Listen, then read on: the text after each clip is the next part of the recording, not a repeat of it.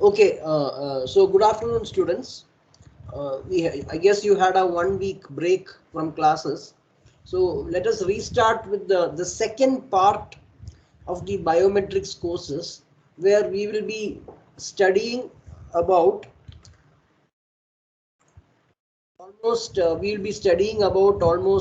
10 different biometrics, starting with the fingerprint. We will look at fingerprint, signature, voice, face, retina, iris, keystroke, and so on. Maybe not 10, maybe 7 or 8 we will be looking in detail. We will be looking into the logic behind what this is, and also we will be looking into the algorithms and statistical models that we use for analysis. So I understand that perhaps the aerospace folks have joined, the CCE, ECE, ELC students are also here. So this is just basic knowledge, and there is very little of computer science per se in all these courses, in the slides and so on. It's basically just fundamental concepts and some mathematical statistical models that we use. So that's pretty much it, and I don't think you need to have a computer science background. But for the term project, it's better to have an image processing background. So what I will do is I will probably talk to you to figure out an alternate path, especially for the aerospace students, what to do for that term project. Okay, now let us see the fingerprint recognition system. So this is one of the oldest biometrics that is available. Fingerprint recognition systems have been in vogue, have been used for more than 250 years by crime and law enforcement agencies. Police, law enforcement agencies have been using fingerprints for almost 200 to 250 years. The advantage, as you know, it is very easy to take. It is very easily, it's not so intrusive. It is pretty easy to take. It is readily available. The hardware and the software, the sensors that are needed for the fingerprint recognition systems are not so expensive. And generally speaking, the fingerprint is more or less constant. So generally, fingerprint in a newborn baby within 7 months, actually in a newborn baby, when the baby is in the womb of the mother itself, the fingerprints are started forming. In 7 months into the pregnancy, the child's fingerprint happens, and these fingerprints are more or less constant. But you cut your hand, you cut your finger, there is a cut, there will be slight variations on the fingerprint, but not a huge change will not be there. There will only be some minor changes that we will see in these fingerprints. And the fingerprints, obviously there is a hereditary connection. A lot of the parents and the children fingerprints will have a lot of similarity. Likewise, siblings, brothers, sisters, you will have a lot of similarity.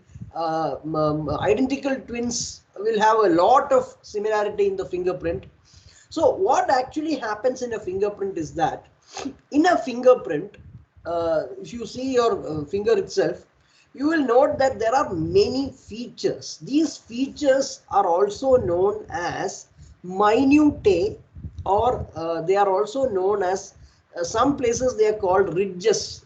It's not correctly, ridges is not the right word, but these fingerprints has a lot of features, so as to speak. So these features are very clear. Whenever there is a bifurcation, see there is some, it's like a V here, that is a bifurcation. There is a ridge, all these are ridges, this rods are ridges. When the ridge is ending, that is a ridge ending. In between you will find an island. Island means there are so many ridges that are what is that? That are circumambulating the ridge, and that ridge is like an island. As you know, an island means 4 sides there is water. Similarly, for this, where I have pointed out 4 sides, it is different ridges are there. Then there is a delta. Delta is a narrow path that you see. There is a pore. A pore is a hole. So these are the different kinds of minutiae or different type of features in a human finger. And every person's this layout of crossovers, cores, ridges, bifurcations, islands, deltas, and pore is absolutely unique. As I mentioned, you cut your hand. Yes, maybe one or two things may change, but by and large, there will be very little difference. So maybe you may have 5 islands in your finger.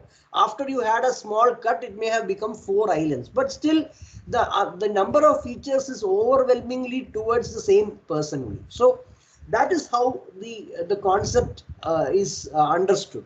So these kind of features are what make the fingerprint. These features are also known as minutiae or characteristics, and so as to speak. Now, as mentioned, today fingerprint is very, very common. Attendance systems all over the country, banking security, access to bank accounts, access to ATMs, access to airport securities, access to offices. Aadhaar is using both the fingerprint and the iris, passport control. Eventually, we are moving on to a total biometric system. You don't have to carry a document. Everything will be online. Maybe that is going to happen maybe in the next 5 years from now. Law enforcement agencies, police agencies, criminal security agencies, all of them use fingerprint because it's a very easy, cheap, easily accessible, non-intrusive system. Now, fingerprints, one more way of classifying fingerprint is based on the major characteristics of the fingerprint. So, I have already told you that there are many minutiae in the fingerprint. This is another way of more description of these minutiae. There is a bifurcation. You can see bifurcation. There is an arch. There is a loop.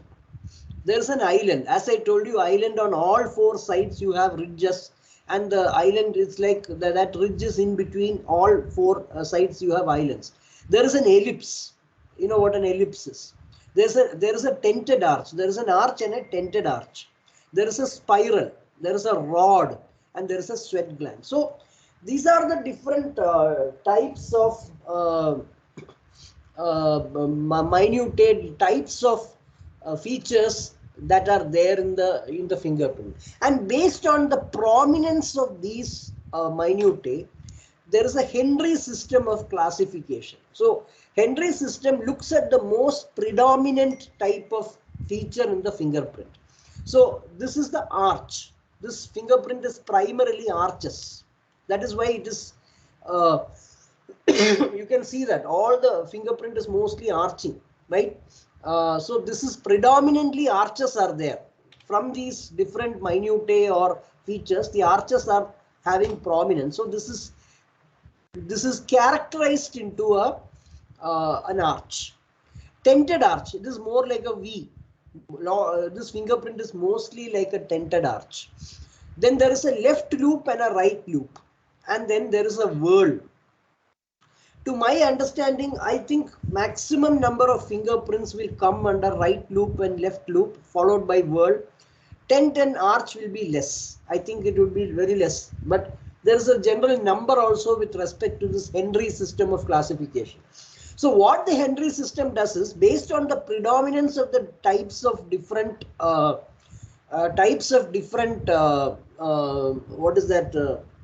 minutiae or features, it is classifying into whorl, right loop, left loop, tented arch and arch. And as I mentioned, whorl and right loop and left loop will be much more predominant as compared to the tented arch and arch. I would think that these 3 would account for 70 to 80%, maybe 10 to 20% only will be tented arch and arch. Primarily, most fingerprints are right loop or left loop, and some of them whorl. I think that's the general classification. This is the Henry system, and this has been used for many years as of now. So today, fingerprint is very advantageous, widely used by people because of the fact that it is inexpensive. It is easy to use. The hardware, software, networking, associated hardware and networking and other database requirements are not very high and not very expensive.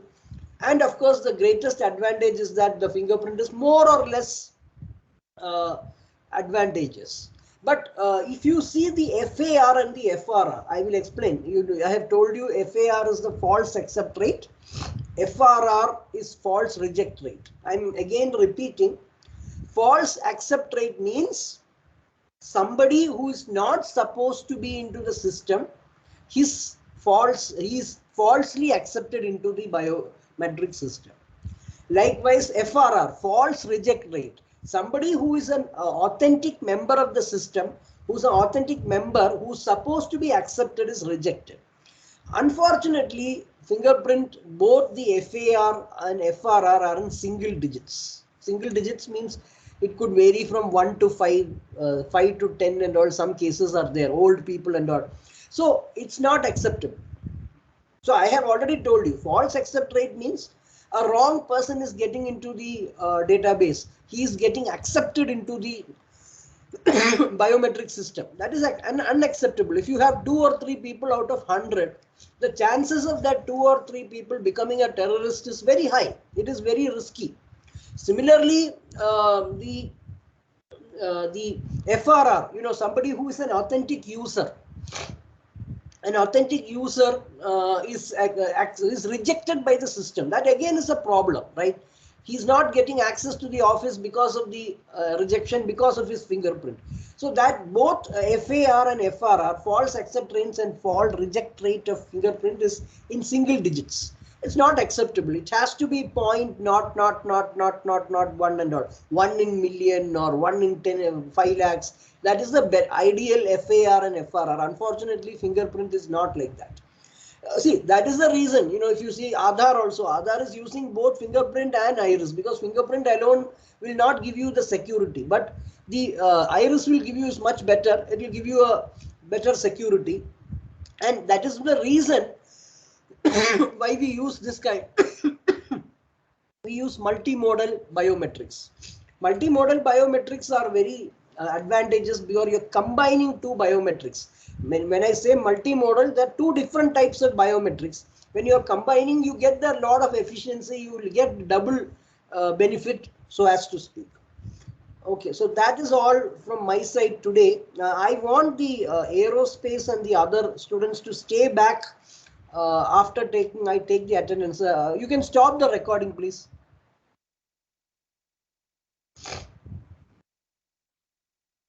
Okay, so let me just take attendance. Stop the recording.